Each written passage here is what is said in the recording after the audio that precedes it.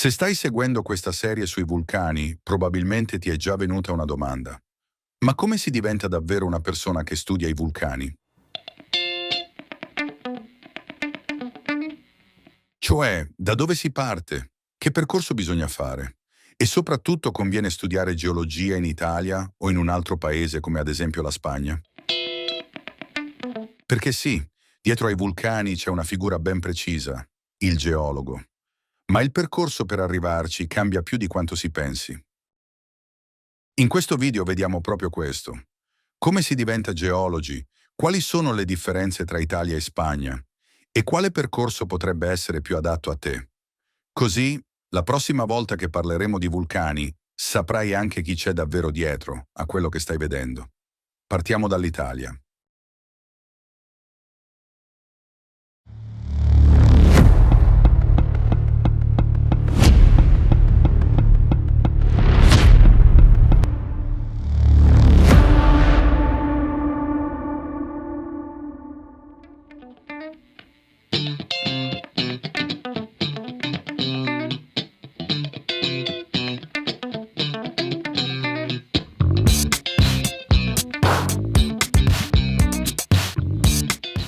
In Italia il percorso per diventare geologo è piuttosto classico.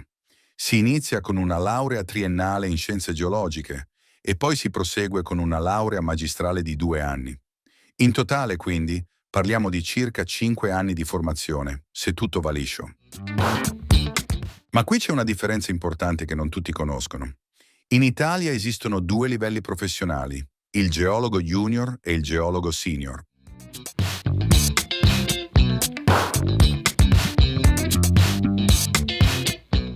Il geologo junior è quello che termina la triennale. Può lavorare, sì, ma con alcune limitazioni importanti. Per esempio, non può firmare relazioni tecniche complesse né assumersi determinate responsabilità.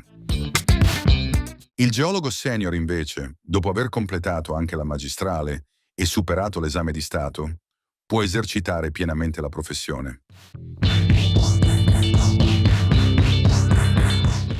Inoltre, per lavorare in molti ambiti è necessario iscriversi all'Ordine dei Geologi. Passiamo ora alla Spagna.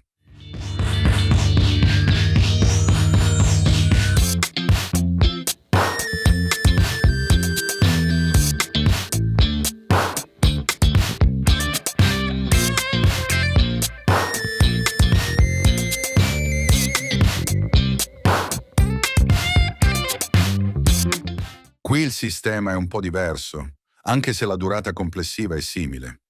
In Spagna si inizia con un grado in geologia della durata di 4 anni. Successivamente è possibile fare un master di 1 o 2 anni per specializzarsi. La differenza principale è che in Spagna non esiste una distinzione formale tra geologo junior e senior.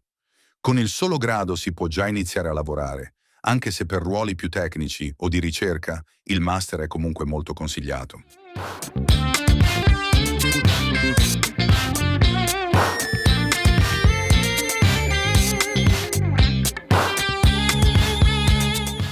Quindi, qual è la vera differenza tra i due paesi? Possiamo riassumerla così.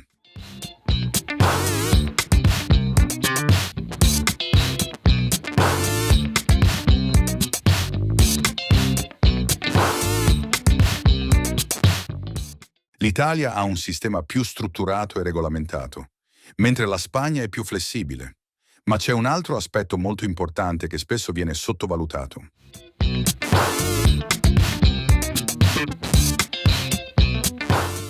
Se vuoi lavorare in Spagna, a seconda della regione, potresti aver bisogno di conoscere un'altra lingua oltre allo spagnolo. Per esempio, in Catalogna si usa il catalano, nei Paesi Baschi l'euskera e in Galizia il galiziano. In Italia, invece, questo succede molto raramente. Solo in una zona specifica, come Bolzano, è necessario conoscere anche il tedesco. E se vuoi lavorare all'estero, c'è un altro passaggio fondamentale. Devi far riconoscere il tuo titolo di studio. In Italia questo processo avviene tramite il CIMEA, mentre in Spagna si passa dal Ministero delle Università. Una volta completata questa procedura, puoi esercitare la professione anche nell'altro paese.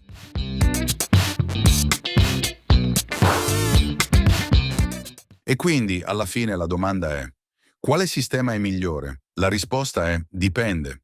Dipende da quanto preferisci un percorso strutturato oppure flessibile. Dipende se vuoi lavorare all'estero. E dipende dai tuoi obiettivi personali.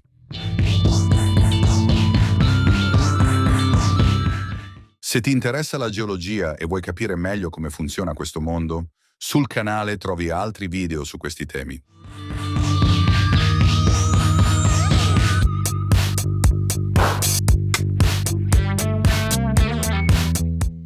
Vi è piaciuto il video?